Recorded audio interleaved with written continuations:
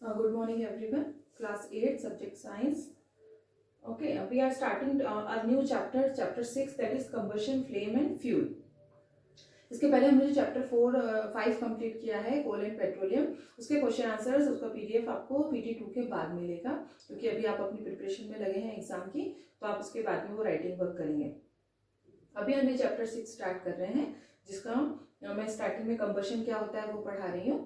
इसके बाद में आपको एक होमवर्क मिलेगा, जो आपके चैप्टर आ रहे हैं 3, 4 और 11।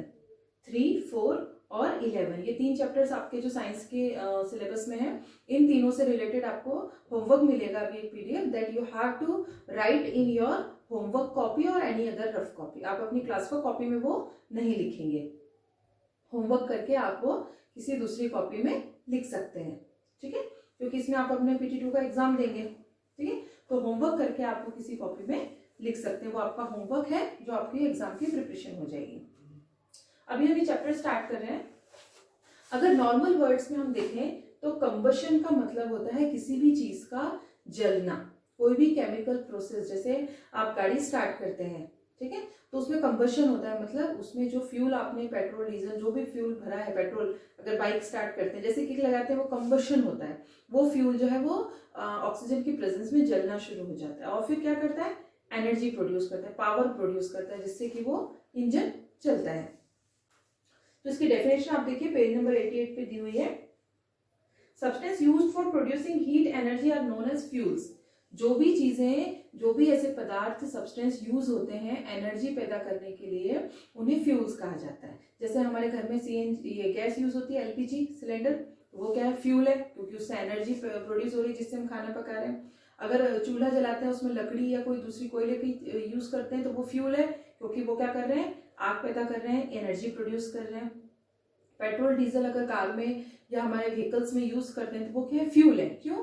क्योंकि वो जलने के बाद एनर्जी प्रोड्यूस करते हैं। तो ऐसे जो भी सब्सटेंस हैं जो बर्न होने के बाद में एनर्जी प्रोड्यूस करते हैं, they are called as fuel. For example wood, coal, charcoal, petrol, diesel, they play as a important role in our daily life. All they are fuels because they produce energy. Combustion क्या होता है? The chemical process in which a substance burns, chemical process in which any substance burns, burns का मतलब होता है जलना, burns in the presence of air और oxygen, हवा के प्रेजेंस में या ऑक्सीजन के प्रेजेंस में वो जलता है, तो हम उसे क्या कहते हैं, कंबशन। और क्या प्रोड्यूस करता है, हीट एंड लाइट, वो हीट एंड लाइट प्रोड्यूस करता है, that is called combustion. Okay, it is the most in most of the combustion reactions carbon dioxide is produced as the product of reaction। और जितनी भी combustion की reactions होगी, जैसे कोयला जल रहा है ना, हीट और लाइट प्रोड्यूस होता है, ठीक है, तो ये जितनी भी combustion की होती है प्रोसेस, इनमें मोस्ट ऑफ द combustion में कार्बन डाइऑक्साइड प्रोड्यूस होता है। कार्बन, आपने देखा होगा ना कि लकड़ी जलती है, कोयला, तो वो काला कार्बन जो है वो रिलीज करता है, वैसे ही पेट्रोल डीजल अगर चलता है तो वो भी धुएं के फॉर्म में कार्बन रिलीज करता है। The substance which burn on heating with the release of heat and light are known as combustible substance। और जो substance combustion में यूज होते हैं, जो जलने के बाद हीट और लाइट रिलीज करते हैं, हम उन्हें combustible substances कहते हैं। क्या कहते हैं? combustible substances। Conditions required for combustion. अब कंबशन के लिए, किसी चीज को जलने के लिए कौन कौन सी कंडीशंस चाहिए हैं, तभी कोई चीज कंबशन करेगी या कंबस्टिबल बनेगी। First, presence of combustible substance.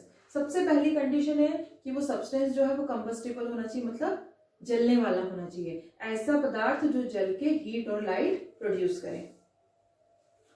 Presence of supporter of combustion, ठीक है, supporter of combustion, substance which help in the combustion for a combustible substance is known as supporter.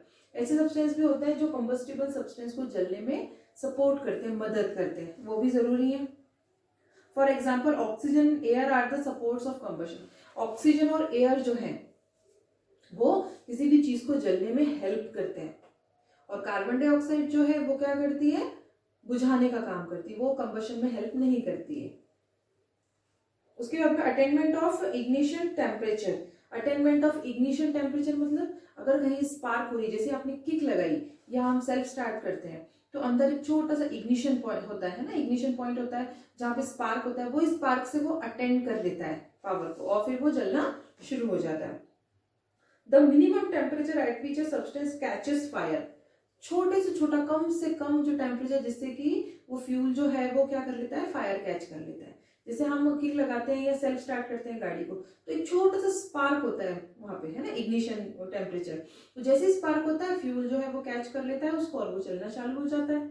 ठीक है, वो आपको दिखाई नहीं देगा कि बहुत आग लग रही है या बहुत ज्यादा उसको जलाने की जरूरत है, वो सिर्फ एक फ्रिक्शन होता है, एक थोड़ा सा घर्षण होता है, एक छोटा सा स्पार्क निकलता है और वो इंजन जो है वो स्टार्ट हो जाता है। ठीक है, उसके बाद में the substance which have low ignition temperature generally lower than 200 degree centigrade are called inflammable substance. कुछ सब्सटेंस ऐसे होते हैं पदार्थ जिनका इग्निशन टेम्परेचर बहुत कम होता है। कम होता है मतलब उनको थोड़ा सा भी अगर टेम्परेचर मिलता है तो वो आग पकड़ लेते हैं, जैसे petrol.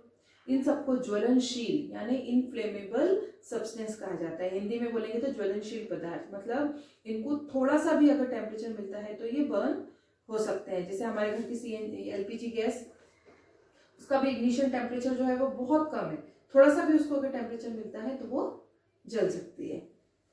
Petrol, LPG, alcohol, alcohol जो है वो भी बहुत जल्दी आग पकड़ लेता है। ईथर एंड बेंजीन, ठीक है, इनका इग्निशन टेम्परेचर बहुत लो होता है। इग्निशन टेम्परेचर का मतलब होता है मिनिमम टेम्परेचर जो आग पकड़ने के लिए सक्षम हो। अब हम देखेंगे टाइप्स ऑफ कंबशन, है ना, कंबशन के कितने टाइप्स होते हैं। Combustion is mainly of 3 types, rapid combustion, spontaneous and explosion. ठीक है, रैपिड का मतलब होता है बहुत तेजी से, है ना। स्पॉन्टेनियस का मतलब होता है कि जो अपने आप जलना शुरू हो जाए। रैपिड मतलब बहुत तेजी से, स्पॉन्टेनियस अपने आप, और उसके बाद में होता है एक्सप्लोजन कंबशन मीन्स बहुत ज्यादा धमाके के साथ, एक्सप्लोसिव्स होते हैं ना जो बहुत धमाका करते हैं या फटते हैं, वो एक्सप्लोजन कंबशन। ये 3 टाइप्स होते हैं। Rapid combustion occurs when a large amount of heat is released in a very short time। बहुत कम समय में जब बहुत ज्यादा हीट रिलीज हो, जल जाए कोई चीज, तो हम उसको रैपिड कंबशन बोलते हैं। फॉर एग्जांपल पेपर को आप थोड़ा सा जलाएंगे फटाफट जल जाएगा वो पूरा, और बहुत ज्यादा हीट जो है वो प्रोड्यूस करेगा और बहुत जल्दी जल के खत्म हो जाएगा। सूखी घास, जैसे ही उसको आग लगेगी फटफट वो पूरा जल जाएगा, बहुत हीट और लाइट प्रोड्यूस होगा और बहुत जल्दी वो जल के खत्म हो जाएगा। That is called rapid combustion. Spontaneous मतलब अपने आप। When a substance does not need external heat energy to start combustion, the process is known as spontaneous. For example, when a white phosphorus is kept in air for some time, it will automatically catch fire. ये हमें कम देखने को मिलता है spontaneous, क्योंकि chemicals होते हैं। Spontaneous मतलब उनको आग दिखाने की जरूरत नहीं, जैसे पेपर है या सूखी घास को तो जलाना पड़ेगा। लेकिन स्पॉन्टेनियस कंबशन वाले सब्सटेंसेस ऐसे होते हैं जिनको आप खुला अगर हवा में रख देंगे तो वो ऑक्सीजन की प्रेजेंस में अपने आप जलना शुरू हो जाते हैं, उन्हें एक्सटर्नल हीट या आग की जो है फायर की जरूरत नहीं होती।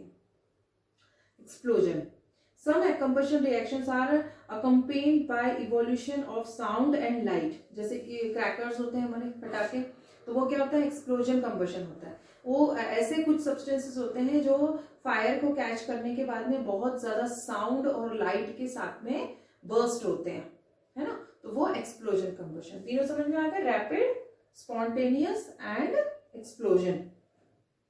Complete and incomplete combustion. Complete and incomplete मतलब कुछ पदार्थ ऐसे जो पूरे तरीके से कंबस्ट हो जाते हैं, जल जाते हैं, है ना।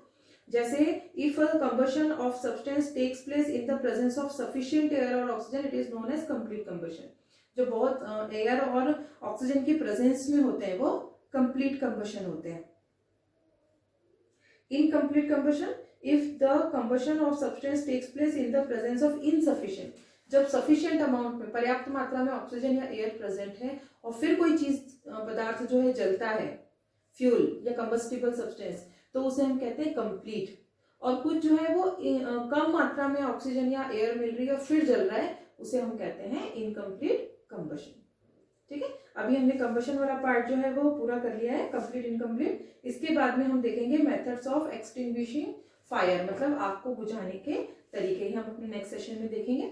अभी हम इतना ही पढ़ेंगे इसके लिए। आप अपने PD2 के एग्जाम जो है उसका सिलेबस कंप्लीट करेंगे, उसको लर्न करेंगे, राइटिंग वर्क छूट गया है तो कंप्लीट करेंगे। जो होमवर्क आपको आज चैप्टर 3, 4 और 11 के लिए मिलेगा वो होमवर्क भी आप कंप्लीट करेंगे। आज वो होमवर्क आपका होना चाहिए।